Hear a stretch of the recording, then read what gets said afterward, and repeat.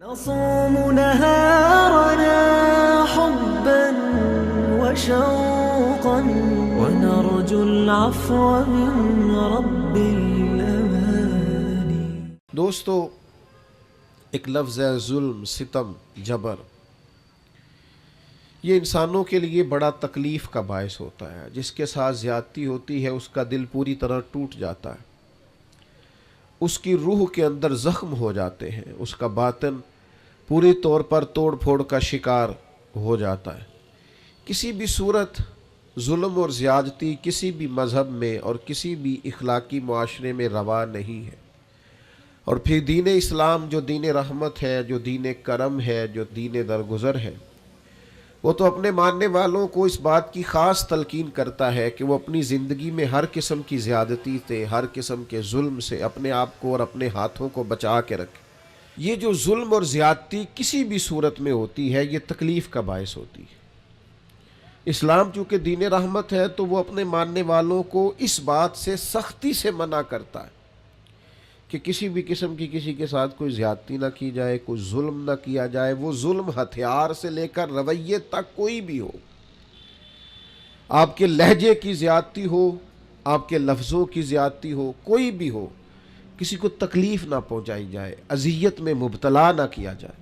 میرے بھائیوں، آج اس معاشرے میں ہم وقت گزار رہے ہیں، اس میں ظلم اور زیادتی تیزی سے بڑھتی چلی جا رہی ہے. ہمارے سماجی ماحول کے اندر حق دبا لینا، ظلم کرنا، جبر کرنا، لوگوں پر الزام تراشیاں کرنا، عزتوں پر حملے کرنا، لوگوں کے بارے میں اپنا رویہ اس طرح کا کرنا کہ جس سے ان کو تکلیف ہو، یہ ہمارا معمول بن گیا. یاد رکھیے گا، جو دھلے ہوئے اور اجلے ہوئے چہرے ہوتے ہیں نا، ان پر ذرا سی بھی گرد بوجھ بنتی ہے. جو سفید کپڑے پہنے ہوئے لوگ ہوتے ہیں ان پر چھوٹا سا دھبا بھی دکھائی دیتا ہے. ہم مسلمان ہیں، ہمارے کپڑوں سے زیادہ ہماری روح اجلی ہوا کرتی ہے، ہمارے چہرے سے زیادہ ہمارا دل صاف ہوا کرتا ہے. میرے بھائیوں، زیادتی نہیں یار، تکلیف نہیں. یہ جو ہمارا مزاج بن گیا ہے نا کہ کوئی نہ کوئی، میں آپ کی خدمت میں عرض کروں، پہلے تو لوگ دو بدو لڑائی کر لیتے تھے، اپنا غصہ نکال لیتے تھے. اب تو ہم جس دور میں ہیں یہاں لوگ سازش کرتے، تکلیف دینے کے نت نئے بہانے تراشتے. لوگ اب شرارتوں کے ساتھ، لفظوں کے ساتھ، جملوں کے ساتھ روحوں کو زخمی کرتے. یاد رکھیے گا، نبی رحمت صلی اللہ تعالی علیہ وسلم نے فرمایا کہ رب فرماتا، لوگوں میں نے اپنی ذات پر ظلم کو حرام قرار دے دیا ہے. مالک و قادر مطلق ہو کر کریم فرماتا ہے میں کسی پر ظلم نہیں کرتا، اور تمہارے درمیان بھی ظلم کو حرام قرار دیتا ہوں، کسی پر زیادتی نہ کرنا. میں کیسے آپ کو بتاؤں کہ بہویں دروازوں سے لگ کے رو رہی ہیں. بہو کا باپ صلح کرانے گیا ہے تو وہ روتا جا رہا ہے اور روتا آ رہا ہے. جس کے ہاتھ کوئی سرا آیا ہے کسی کی ڈور کھینچنے کا، پھر اس نے کم نہیں کی. کسی شخص کا کہیں ہاتھ پڑتا تھا، وہ طاقتور تھا تو اس نے پھر کمزور کو لتاڑنے میں، گھسیٹنے میں کوئی کسر نہیں چھوڑی. مومن کی یہ شان نہیں. مومن کا مقام تو یہ ہے کہ نبی پاک صلی اللہ علیہ وسلم سے پوچھا گیا، حضور فرماتے حضرت موسیٰ علیہ السلام نے اللہ سے پوچھا، مالک تیری بارگاہ میں معزز کون ہے؟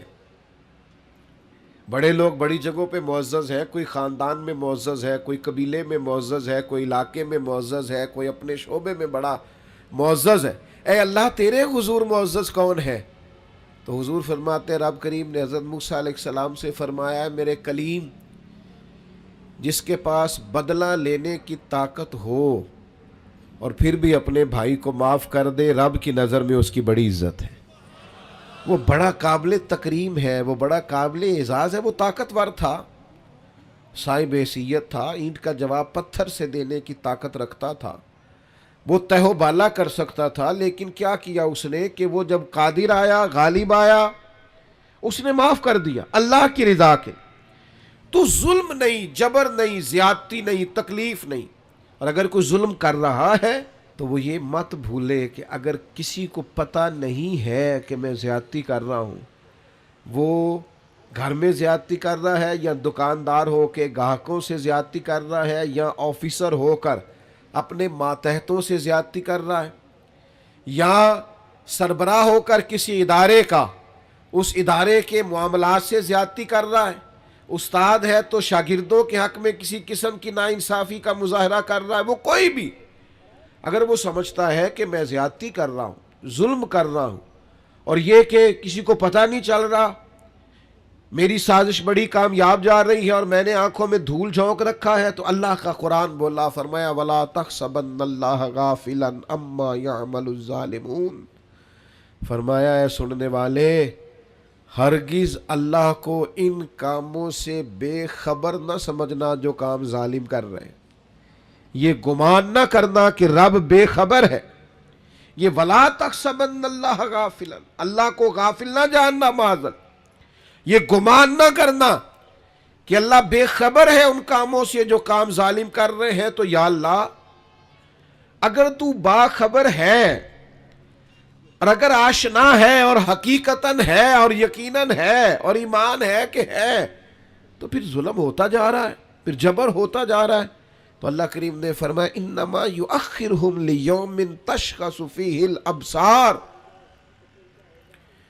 فرمایا رب انہیں اس دن کے لیے مہلت دے رہا ہے جس دن پھر آنکھیں کھلی کی کھلی رہ جائیں گی، اس قیامت کے دن تک کے لیے اللہ مہلت دے رہا ہے جس دن پھر نگاہیں پھٹ جائیں گی، آنکھیں کھلی کی کھلی رہ جائیں۔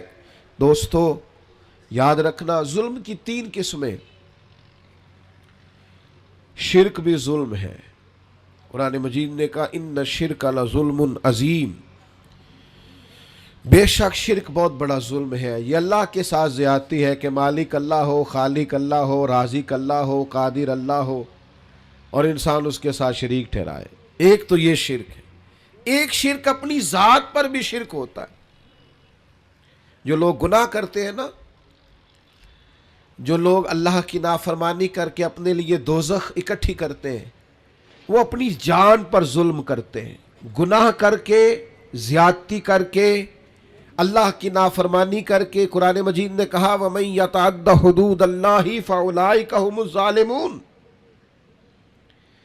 فرمایا وہ جو اللہ کی حدوں کو توڑتے ہیں وہ ظالم ہیں، اپنی جان پر ظلم کر رہے، وہ اپنے ساتھ زیادتی کر رہے، اور جو کسی پر ظلم کرے وَلَا تَحْسَبَنَّ اللَّهَ غَافِلًا عَمَّا يَعْمَلُ الظَّالِمُونَ، وہ یاد رکھے کہ اللہ بے خبر نہیں ہے، اللہ کو علم ہے، اللہ نے ڈھیل دے رکھی۔ نتیجہ کیا نکلے گا؟ نتیجہ یہ نکلے گا جو تھوڑی سی بھی زیادتی کر رہا ہے نا، اسے 3-4 نقصان ہوتے ہیں۔ سب سے پہلا نقصان تو یہ ہوتا ہے کہ اللہ ظالموں کو پسند نہیں کرتا، تو جس کو رب پسند نہ کرے وہ پھر کسی کا پسندیدہ رہ سکتا، اس کی زندگی سکون قرار والی ہو سکتی۔ اگر کوئی ظالم ہے تو لا یحب الظالمین، اللہ ظالموں کو پسند، بڑا ظلم کر لے جس نے کرنا ہے، جتنی زیادتی کرنی ہے کر لے، لیکن اللہ کہتا ہے انہ لا یفلح الظالمون، ظالم کبھی کامیاب نہیں ہو سکتا۔ ہزاروں بچے قتل کرائے تھے فرعون نے، یذبحون ابناءکم ویستحیون نساءکم، وہ بچوں کو قتل کرا دیتا، عورتوں کو زندہ رکھتا کہ حضرت موسیٰ علیہ السلام پیدا نہ ہو۔ ایک الجھا ہوا خواب دیکھ کر اس نے اتنے بچے ذبح کرائے اور معاذ اللہ خدا کہلوایا، مطلق، کوئی اس کو پوچھنے والا نہ تھا، لیکن رب کیا کہتا ہے وَأَغْرَقْنَا آلَ فِرْعَوْنَ، ہم نے فرعون کو بھی غرق کر دیا اور فرعون والوں کو بھی غرق ہی ہوا ہے۔ کامیاب ظالم کبھی کامیاب، ایک بہت بڑی سزا ہے ظالم کے لیے، اور میرا خیال ہے اس سے زیادہ سزا نہیں ہو سکتی جو میں اب بیان کرنے لگا ہوں۔ واللہ لا یہدی القوم الظالمین، اللہ فرماتا ہے یہ جو ظالموں کی قوم ہوتی ہے نا، اسے اللہ ہدایت نہیں دیتا۔ اوئے ہوئے ہوئے، ظالموں کو اللہ ہدایت، یہ اس کا فیصلہ ہے۔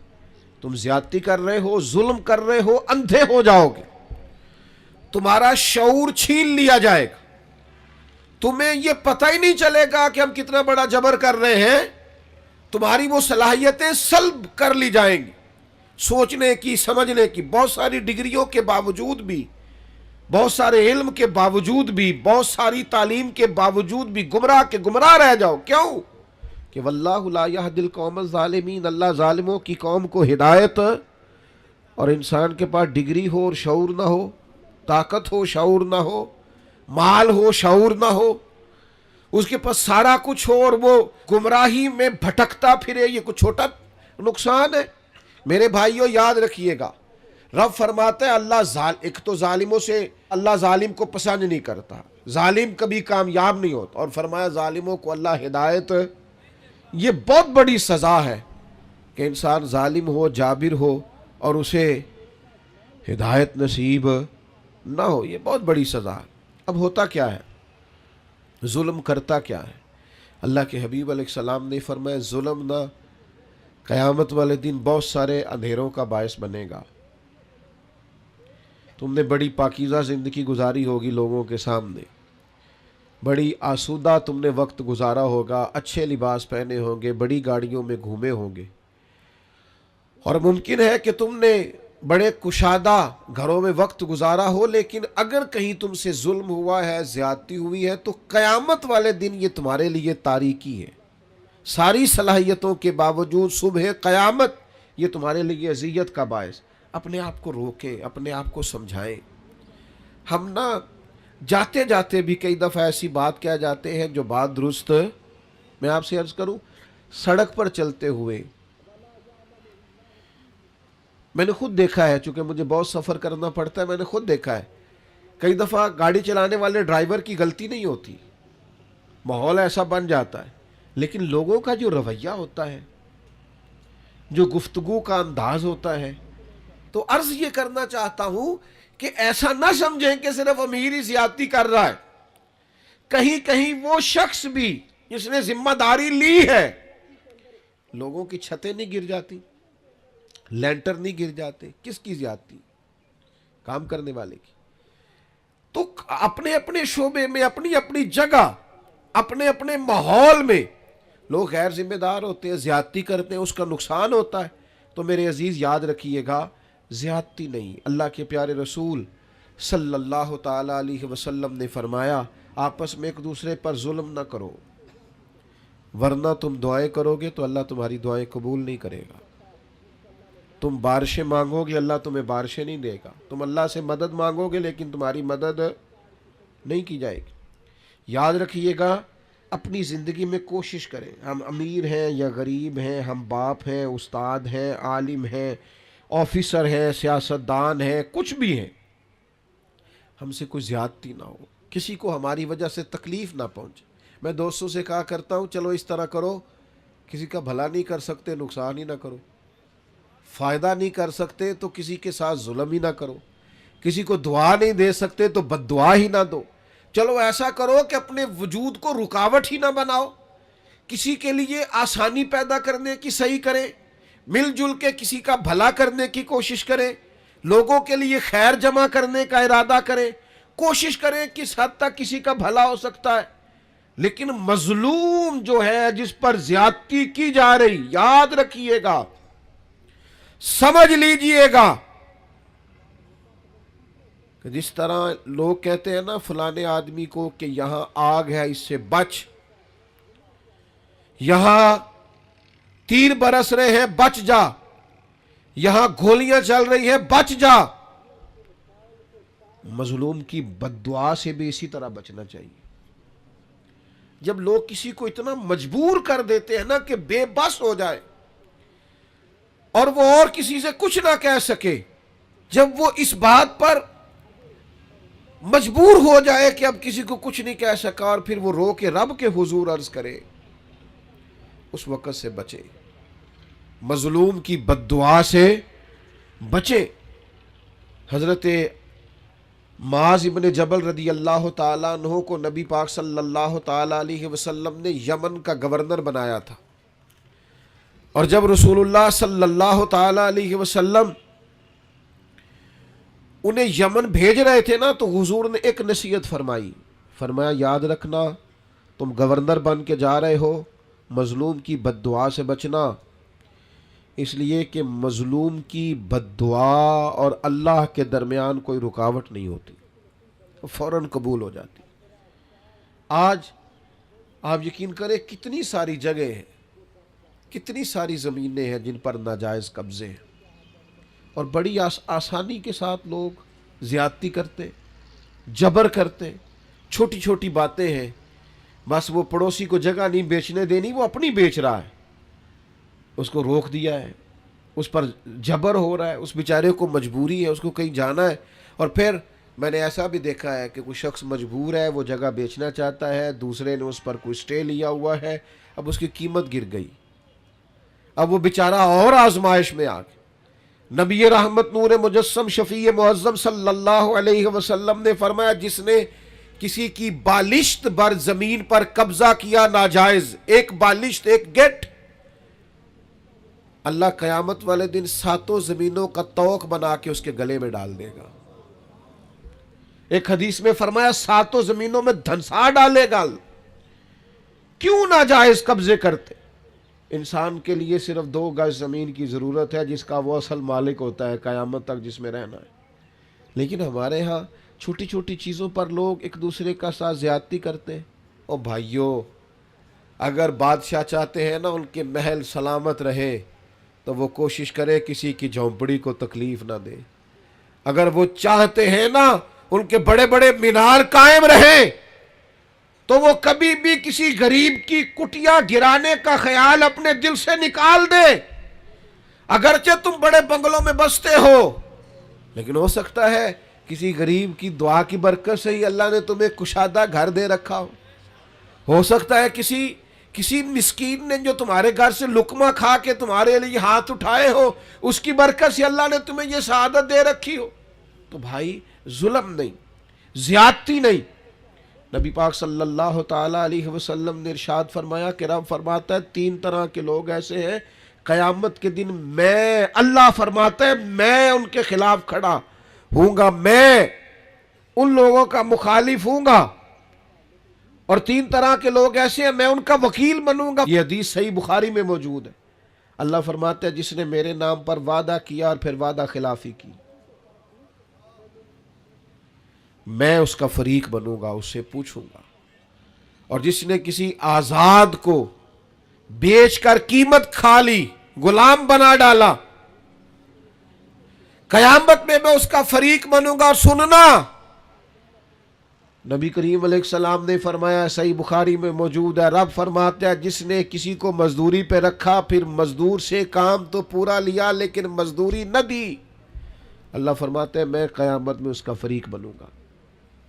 آپ یقین کریں مجھے مکے اور مدینے میں لوگ تڑپتے اور روتے ہوئے ملے ہیں کہ حضرت صاحب محنت کی ہے، مزدوری کی ہے، پر مالک نے پیسے نہیں دیے، تنخواہیں کھا گیا، گھر چھوڑا ہے، بچے چھوڑے ہیں، پردیس میں بیٹھے، لیکن لوگ سمجھتے ہی نہیں۔ جہاں بھاگ جا جگہ سے ملتے ہیں لے لے، ہاں ملتے ہیں، کیوں نہیں ملتے، یہ ملیں گے۔ انما یؤخرہم لیوم تشخص فیہ الابصار، یہ تمہیں قیامت میں دینے ہیں۔ تم نے کہا جاؤ جہاں سے ملتے ہیں لے لو، ملتے ہیں، رب دیتا ہے اور اپنے فضل سے دیتا ہے، اور وہ دے گا اور تم دیکھو گے تمہیں دینے پڑیں گے۔ یاد رکھیے گا مظلوم کے ساتھ زیادتی بالکل نہیں، قطعاً نہیں۔ اور مظلوم کوئی بھی ہو، کسی طرح کا بھی ہو، ذمہ ہو، کسی مسلمان ملک میں رہتا ہو لیکن کافر ہو، اس کے ساتھ بھی زیادتی کی اجازت اللہ کے پیارے رسول صلی اللہ تعالی علیہ وسلم نے فرمایا جو شخص کسی ذمہ پر ظلم اور زیادتی کرے، یا اس سے اس کی طاقت سے زیادہ کام لے، یا اس کی کوئی چیز اس کی مرضی کے بغیر لے، تو فرمایا قیامت کے دن میں اس ذمہ کافر کا وکیل بن کے گویا اپنے امتی پر مقدمہ کروں گا۔ کیوں زیادتی کی تم نے؟ کیوں ظلم کیا؟ میرے بھائیوں ہمیں نا حساس ہونا پڑے گا، تھوڑا سا ان چیزوں کو سمجھنا پڑے گا۔ ہمارے گھروں میں بڑی زیادتیاں ہوتی ہیں، ہم چپ رہتے ہیں، آپ نے ناراض نہیں ہونا، بعض جگہ پہ ساس زیادتی کر رہی ہوتی ہے، سسر صاحب اپنی عزت بچائے بیٹھے، یہ زیادتی ہو رہی ہے اور تیرے سامنے ہو رہی، اور تو اس لیے دانت دبائے بیٹھا ہے کہ تو اگر بولے گا تو پھر تیرے بارے میں بھی بات ہو جائے گی. اپنا دفاع کرتے کرتے ظلم کو دیکھتا جا رہا ہے. ہمارا دوست اپنے ملازم پر زیادتی کر رہا ہوتا ہے, ہمیں خبر ہوتی ہے, لیکن ہم کہتے ہیں مجھے کیا لگے, میرے تعلقات تو ٹھیک چل رہے ہیں نا. ہمارے اڑوس پڑوس میں بہت سارے لوگ ظلم کا, جبر کا, زیادتی کا بازار گرم کیے ہوئے ہوتے ہیں, لیکن ہم گونگے بنے رہتے ہیں, جان بوجھ کے اندھے بہرے بنے رہتے ہیں.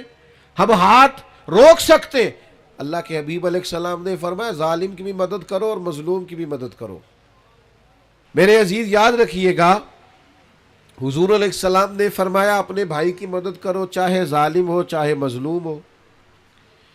تو فوراً صحابہ نے عرض کی یا رسول اللہ صلی اللہ تعالی علیہ وسلم, مظلوم کی مدد تو سمجھ میں آتی ہے, یہ ظالم کی مدد کیسے کریں؟ اللہ کے حبیب نے فرمایا اسے ظلم سے روک دو, یہی اس کی مدد ہے. اسے سمجھا دو کہ بھئی یہ تو زیادتی کر رہا ہے, یہ تو غلط کر رہا ہے, اس سے تو اپنے لیے دوزخ کٹھی کر رہا ہے. اسے سمجھا دو, قائل کر دو, اسے اس ظلم سے روک دو, بڑی مدد ہے. اس کی دنیا اور آخرت بچ جائے گی. اسے قائل کرو. تھوڑی دیر کے لیے آپ کو برا بھلا ہی کہے گا نا, ہمارا مخالف ہی ہو جائے گا نا, کوئی حرج نہیں. بندہ مخالف ہو جائے اور اللہ راضی ہو جائے تو یہ سودا مہنگا ہے, یہ تو بڑا سستا سودا ہے. بندہ مخالف ہو جائے اور اللہ راضی ہو جائے, اس میں کیا حرج؟ اس لیے مدد کریں اور خوب مدد کریں. میں آپ کی خدمت میں عرض کروں, یہ جو ظلم ہوتا ہے نا, یہ بھولتا نہیں. تھوڑی سی بھی زیادتی کسی کے ساتھ ہونا تو اس بندے کو بھولتی یاد رہتی. جب قیامت میں غریبوں کو اللہ اختیار دے گا کہ ان لوگوں کو بلاؤ جنہوں نے زیادتیاں کی تھی, تو پھر غریب اس دن طاقتور ہوں گے خدا کے فضل سے, تمہیں کٹہروں میں کھڑا کیا جائے. اس لیے مارا تھا. میں آپ کی خدمت میں عرض کروں, چھوٹی چھوٹی چیزیں لوگ دبا لیتے ہیں, آپ یقین کریں واپس نہیں کرتے. اور پھر لفظ کیا ہے, جا جہاں سے ملتی ہے وہاں سے لے لے, جہاں سے تجھے میسر آتی ہے وہاں سے جا کے. اللہ کے رسول صلی اللہ علیہ وسلم نے فرمایا, یہ سنن ابو داؤد میں بھی حدیث موجود ہے اور دیگر جگہوں پر بھی موجود ہے. حضور فرماتے ہیں اللہ تعالیٰ دنیا میں کسی گناہ کی سزا اتنی جلدی نہیں دیتا جتنی جلدی ظلم اور قطع رحمی کی سزا دیتا ہے. آخرت میں جو عذاب ہوگا وہ الگ ہے, لیکن دنیا کے اندر اتنی جلدی کسی جرم کی سزا نہیں ملتی جتنی جلدی سزا ظلم کی ملتی. مکران شاہ تھا نا, بادشاہ تھا وقت کا, تو سیر کا بڑا شوقین تھا. سیر پہ گیا ہوا تھا تو بہت ساری فوج بھی ساتھ جاتی تھی, سپاہی ساتھ جاتے تھے. اس کے سپاہیوں نے کیا کیا, ایک بوڑھی عورت کی گائے جبرن ذبح کر کے نا کھا لی. اب وہ بوڑھی نے جب بات کی تو انہوں نے ڈانٹ دیا. جس دن بادشاہ نے واپس جانا تھا, کسی طریقے سے ایک پل تھا, دریا کے اوپر سے گزرتا تھا. دریا کے اس پار جنگل تھا جہاں کچی بستیاں تھیں, وہاں اس بوڑھی کی گائے ذبح کر کے وہ کھا گئے. تو بادشاہ جب پل سے گزر رہا تھا نا, تو بوڑھی پل کے اندر کہیں چھپ کے بیٹھ گئی. جب بادشاہ کی سواری گزری نا, تو بھاگ کے آ کے اس نے گھوڑے کی لگام تھام لی. کہنے لگی مکران شاہ ٹھہر جا, روک ذرا, میرے اوپر ظلم کر کے ایسے ہی جا رہے تو. بادشاہ کہتا ہے بڑا طاقتور تھا, لیکن بوڑھی نے جملہ کہا, چکرا کے زمین پہ گرا اور تڑپ گیا بادشاہ وقت. بوڑھی کہنے لگی میں بیوہ بے اولاد ہوں, تیرے سپاہی میری گائیں ظلمن جبرن ذبح کر کے کھا گئے ہیں. اس پل پر چھپ کے بیٹھی تھی, میں نے بڑی مشکل سے تیرا گھوڑا روکا ہے, لگام تھامی ہے, بس ایک سوال کا جواب دے کہ میری گائے کا حساب اس پل پہ دینا ہے کہ پل سے رات پہ دینا ہے. ابھی فیصلہ کر, یہاں دینا یا وہاں. بادشاہ چکرا کے زمین پہ گرا, رویا, کہنے لگا نہیں میں پل سے رات پہ حساب نہیں دے سکتا, تو یہی حساب لے لے. وہ مشکل ہے, بلاؤ سپاہیوں کو, او بھائیو حساب تو دینا ہے. آج کے پل پہ نہ دو گے تو پل سے رات. اور ایک اور بہت بڑا ظلم ہم کرتے ہیں, زمین پہ قبضہ, مال پہ قبضہ, عزتوں پہ حملہ. راز نہ ہونا, ہمیں عادت ہو گئی ہے غیبت کرنے کی. میں ایک جگہ پہ گیا ہوا تھا, تو ایک صاحب مجھے کہنے لگے جی یہ جس مسجد میں آپ آئے ہیں نا, اس مسجد کے مولوی صاحب اور کمیٹی کے ساتھ مل کے بڑے پیسے کھا گئے مسجد کے. اتنی مجھے تکلیف، بعض باتوں کا بڑا غصہ آتا ہے. میں نے اسے کہا کہ آپ نے کتنے دیے پیسے؟ کہنے لگا جی نہیں میں جو نہیں دیتے لوگوں نے دیتے نہیں. تو میں کہ یار آپ ہی لوگ کی پوچھ لیں گے تو کیوں ایڈا پریشان ہے؟ عجیب تیرا فلسفہ ہے بھائی، تو ایک عالم دین کی عزت پر تو حملہ کر رہا ہے، تجھے پتہ ہی نہیں. لوگ سمجھتے نہیں، بڑے بڑے باعزت لوگوں کے بارے میں لوگ جملہ بول دیتے. مخلوق تو فنکار ہے اس درجہ کے پل بھر میں سنگے در کعبہ سے بھی اسنام تراشے، اور تم کون ہو کیا چیز ہے داغے کبابی. لوگوں نے تو مریم پہ بھی الزام تراشے، حضرت مریم سلام اللہ علیہا پر بھی الزام لگا دی. لوگ باز ہی نہیں آتے. حضرت عمر کا زمانہ تھا، حضرت سعد بن ابی وقاص یہ 7ویں مسلمان ہیں اور نبی پاک علیہ السلام کے ماموں ہیں رشتے میں. عشرہ مبشرہ اور وہ بڑی لسٹیں جن میں بڑے بڑے بزرگ شامل ہوتے، سمجھ لیں اس لیول کے آدمی حضرت سعد بن ابی وقاص، اور ساری زندگی میدان میں گزاری. کوفے کا گورنر بنایا گیا. تو پتہ لوگوں نے کیا شکایت لگا دی، ان کو تو جی نماز نہیں صحیح پڑھانی آتی. ہائے ہائے.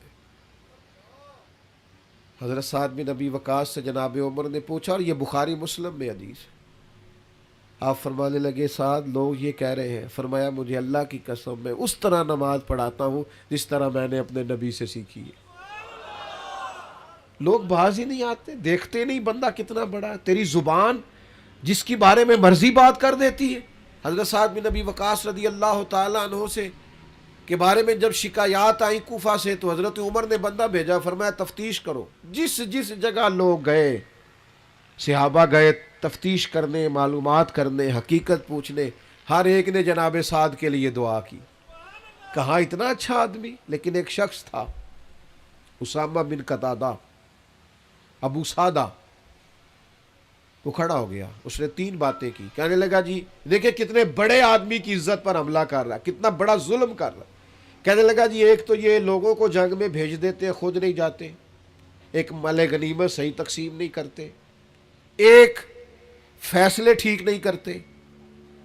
حضرت سعد بن ابی وقاص 7ویں مسلمان، نبی پاک کے ماموں، قربان جائیں.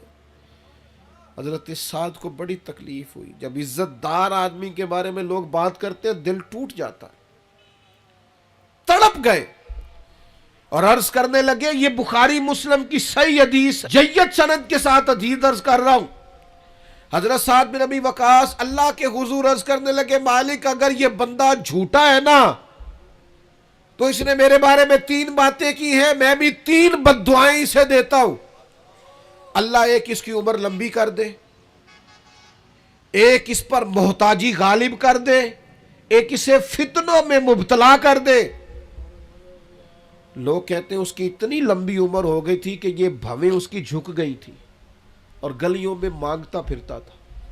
بڑھاپا تھا، چلا نہیں جاتا تھا، لیکن معاذ اللہ فتنے کا یہ حال تھا، اس حالت میں بھی لڑکیوں کو چھیڑتا. لوگ لانتے برساتے، کہتے تو کیا کرتا ہے؟ تو کہنے لگا لوگوں تمہیں پتہ نہیں، مجھے جناب سعد بن ابی وقاص کی بددعا لگ گئی ہے. یہ بددعائیں پیچھا کرتی ہیں، نیند میں سراغ کر دیتی ہیں. مجھے بے چینی رہتی ہے، بے قراری رہتی ہے، مجھے اضطراب رہتا ہے، مجھے گھر میں نیند نہیں آتی. اور غور کر، تو نے بددعا تو نہیں لے لی کسی مظلوم کی؟ سوچ، کسی کو تکلیف تو نہیں دے بیٹھا، کسی کا مال تو نہیں دبا لیا، کسی کی عزت پر حملہ تو نہیں کیا؟ نبی اکرم صلی اللہ تعالی علیہ وسلم نے فرمایا، مسند احمد میں موجود ہے، فرمایا مظلوم کی آہ اللہ ضرور بالضرور سنتا ہے. مظلوم کی، یہ یاد رکھنی ہے آپ نے حدیث، مظلوم کی بددعا اللہ ضرور سنتا ہے. اگرچہ مظلوم فاسق فاجر ہو، اگرچہ مظلوم کافر ہو، اس کے کفر کا وبال اس پر، اس کے گناہ کا وبال اس پر، لیکن اگر کسی بندے نے اس پر ظلم کیا تو اللہ اس کی بات کو ضرور سنے. اور ہم تو عزت دار لوگوں کے بارے میں باز نہیں آتے، باوقار لوگوں کے بارے میں باز نہیں آتے. اولیاء اور صوفیاء کے بارے میں لوگوں کی زبانیں کھل گئی ہیں، لوگ بات سمجھتے نہیں کس کے بارے میں کیا کہہ رہے ہیں. میں آپ کو یقین کے ساتھ کہتا ہوں، پہلے ہم یہ کبھی سنا کرتے تھے اور یہ ہمارے تجربے تھے، باتیں گزری تو ہمیں سمجھ آئی. تجربے سے گزری تو سمجھ آئی کہ تلوار کے زخم بھر جاتے ہیں، زبان کے زخم بھرتے نہیں۔ او میرے دوستو، کسی کو کوئی تھپڑ مارتا ہے تو وہ درد چند لمحوں کے لیے ہے، لیکن کسی کو گالی دیتے ہو تو وہ زخم بھرتا۔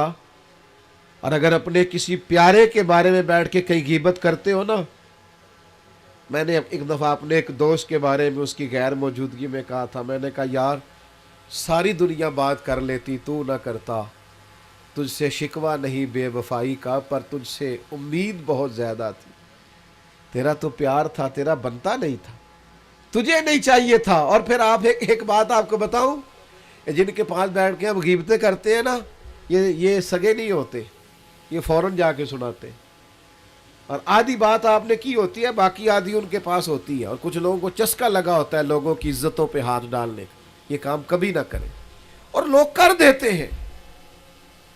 میں نے اپنی زندگی میں دیکھا ہے ایسے واقعات۔ ایک بات آپ مجھے بتائیے، اتنا بڑا مجمع ہے، ہوتا حد نگاہ دوست ہی دوست ہے، مجھے بتاؤ ہزاروں میں آپ لوگ ہیں، یہاں آج کسی بزرگ آدمی کے بارے میں، اسکول ٹیچر کے بارے میں، پروفیسر کے بارے میں، عالم کے بارے میں کوئی عورت اٹھ کے کہہ دے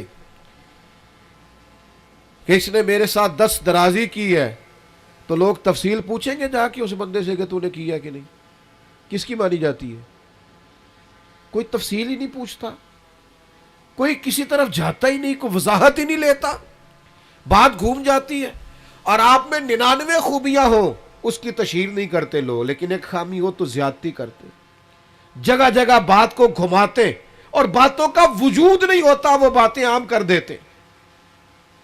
حضرت سعید بن زید عشرہ مبشرہ صحابی ہے، حضرت عمر کے بہنوئی ہیں، یہ وہی حضرت سعید بن زید ہے جن کو حضرت عمر نے بڑا مارا تھا کلمہ پڑھنے پر، پھر انہوں نے کہا کیا تجھے بھی لے جائیں، صحیح حدیث میں موجود ہے بخاری مسلم میں۔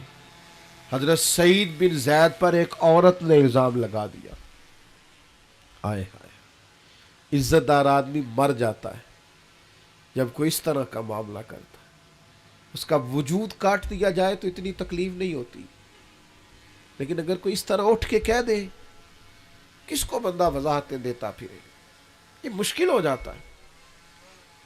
اتنا ظلم ایک عورت نے، اور عشرہ مبشرہ صحابی جن کی زندگی اتنی محفوظ ہے کہ نبی پاک نے انہیں دنیا میں رہتے ہوئے جنت کی بشارت دے دی۔ میں اکثر دیندار لوگوں سے کہتا ہوں، مجھے کوئی دوست کہتا ہے نا فلانا باتیں کرتا ہے فلاں عالم کے بارے میں یا فلاں بزرگ کے بارے میں، تو میں کہتا ہوں لوگوں نے تو نبیوں کو معاذ اللہ اور صحابہ کو معافی نہیں دی، تم کون ہو؟ باتیں ہیں کرنے دو۔ حضرت سعید بن زید پر الزام لگا دیا، اور الزام کیا لگایا؟ اس نے میری زمین پر قبضہ کر لیا۔ مدینے کا حاکم تھا مروان کے سامنے الزام لگا دیا۔ حضرت سعید بن زید حاکم کے پاس تشریف لائے، حاکم کہنے لگا یہ خاتون الزام لگاتی ہے کہ آپ نے اس کی زمین پر قبضہ کیا ہے۔ حضرت سعید بن زید کہنے لگے میں نے اپنے نبی سے سنا ہے جو کسی کی ایک بالشت زمین پر قبضہ کرے گا 7 زمینوں کا توق اس کے گلے میں ڈالا جائے گا، یہ حدیث سن کر بھی میں یہ کام کروں گا؟ کہا عورت کہہ رہی ہے میں اس حدیث کو سننے کے بعد آپ سے کوئی وضاحت نہیں مانگتا۔ حاکم نے تو بات ختم کر دی، لیکن وہ عورت مختلف جگہوں پہ الزام لگاتی رہی، میری زمین پہ قبضہ کر لیا، یہ کر لیا، وہ کر لیا۔ دل ٹوٹ گیا حضرت سعید بن زید کا، تکلیف میں آ گئے، اور پھر تڑپ کے ہاتھ اٹھائے، مظلوم تھے نا، کہنے لگے اللہ اگر یہ عورت جھوٹی ہے اتنی دیر تک اسے موت نہ دینا جب تک یہ اندھی نہ ہو جائے، اور اسے اس کی زمین میں ہی مارنا، اس کی زمین میں اس کی قبر بنانا۔ اتنے عزت دار آدمی پہ ظلم کیا، الزام لگا دیا، عزت پہ ہاتھ ڈال دیا۔ لوگ کہتے ہیں پھر وہ عورت اندھی ہوئی، پھر وہ دیواروں کو ٹٹول کے ہاتھ رکھ کے چلتی تھی۔ لوگ کہتے تھے کیا ہو گیا آنکھوں کو؟ کہتی تھی سعید بن زید کی بد دعا لگ گئی، یہ دعا لگ گئی ہے مجھے ان کی۔ ٹٹول کے گھومتی تھی، اس کی اپنی زمین میں کنواں تھا، ایک دن اپنے ہی زمین میں اپنے ہی کنویں میں گر کے مر گئی۔ حضرت سعید بن زید کی وہ بد دعا جو اس کی تھی آپ نے وہ پوری ہوئی۔ دوستو، کسی کو اتنا نہ ستائیں کہ وہ ہماری شکایت رب کے حضور کر دے۔ اپنے آپ کو سمجھائیں، اپنے آپ کو نرم کریں، اپنی طبیعت پر ان باتوں کا اثر کریں کہ ہمیں کسی کے ساتھ کسی قسم کی کوئی زیادتی، نہ کسی کا مال، نہ کسی کی زمین، نہ کسی کی عزت، نہ اور کسی طرح بھی کسی کے ساتھ کوئی ظلم کرنا